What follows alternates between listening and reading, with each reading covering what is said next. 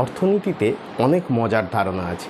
তার মধ্যে আজকে যে ধারণাটা নিয়ে আলোচনা করব সেই ধারণাটা কিন্তু বেশ মজার। সেটা দিয়ে কিন্তু আমরা অনেক মজার বিষয়কে কিন্তু তুলে ধরতে পারি।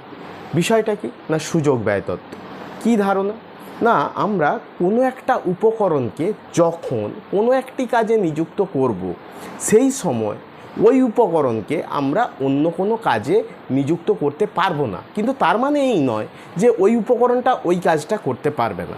সহজ করে বলি, আমি সোমবার ইংরেজি পড়ছি 7টা থেকে 9টা। আমি কিন্তু ওই সময়ে অঙ্কও করতে পারতাম, কিন্তু যেহেতু 7টা থেকে 9টা ইংরেজি পড়ছি তাই অঙ্কটা আমি করতে পারছি না। তাহলে এই অঙ্কটা ছাড়ার জন্য বা অঙ্কটা না পড়ার জন্য আমি ইংরেজিটা পড়তে পারছি।